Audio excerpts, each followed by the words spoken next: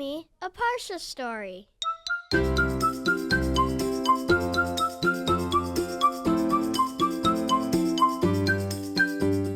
Welcome to Parsha House. David loved hiking and being in nature, and he spent lots of his free time taking friends along and walking through beautiful, beautiful trails and seeing such magnificent sights.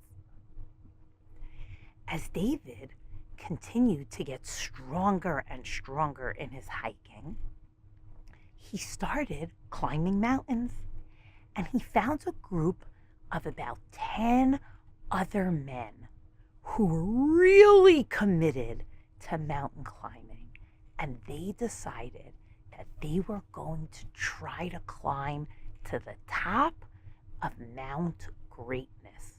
Mount Greatness is called Mount Greatness because of how large it is. Now, David knew that it was going to require a lot of training, not just a week, not just a month, even years to build the skills necessary to get to the top of Mount Greatness.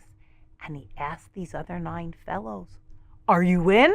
Are you ready to commit in rain and sun and sleet and snow? Are you going to be ready to do this?" And they said, "Yes, we are in."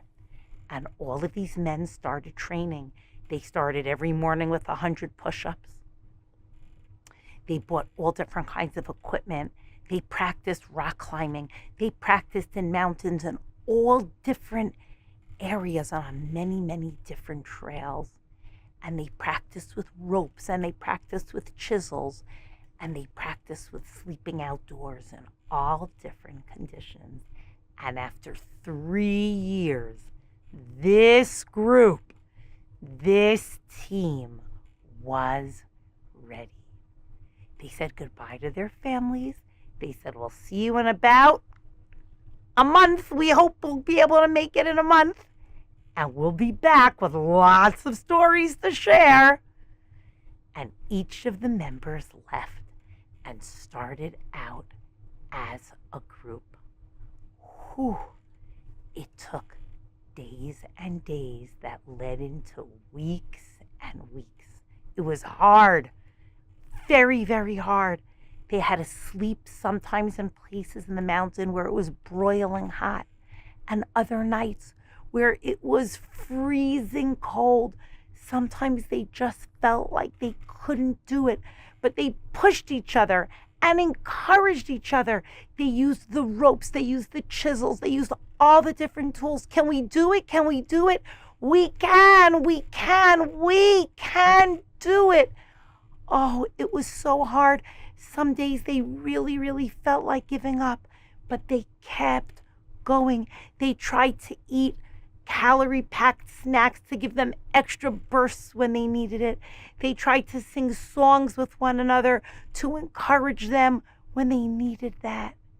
And finally, one Wednesday, the summit was within sight. It took them 12 hours to get to the top. And the feeling of exhilaration when they got there was incredible. It was years and years of work and weeks of climbing. And the entire group of 10 made it to the summit, made it to the top. When they got there, after they sat down and ate and had some water to drink, they noticed something. Could that be? Could it be? They looked again. And their eyes went boing. There was a 10-year-old boy sitting in a very relaxed manner on top of Mount Greatness, eating an apple. They looked at the boy and they said, "Hello, how in the world did you get up here? We've been practicing for years and years and years. We're adults. How are you here? Tell us your story. And the boy looked at them and said, Hi, my name is Mikey. I'm not quite sure what you mean by your question. How did I get here? I was born here. This is where I grew up. Oh. And in that moment, David and all of the other climbers had learned one of the most important lessons of their lives. Some mountains in life we work very, very hard to climb. And for another person, they were born with it. They were born there. They didn't have to work hard to accomplish that. And for somebody else, it will require a lot of effort. In this week's Parsha, Moshe teaches the Bnei Israel not to say, Kochi v'otzem yadi asali es hachayil hazeh, because of my strength, because of my greatness, I accomplished this. Every person starts from a different starting point. Some people are on top of one mountain. Some people are on top of another mountain. And some people aren't on a mountain at all. One person has great strengths in reading. Another person has great strengths in memorizing. Another person has great strengths in physical ways and can lift really heavy things and play ball really easily. And for somebody else, it might be drawing.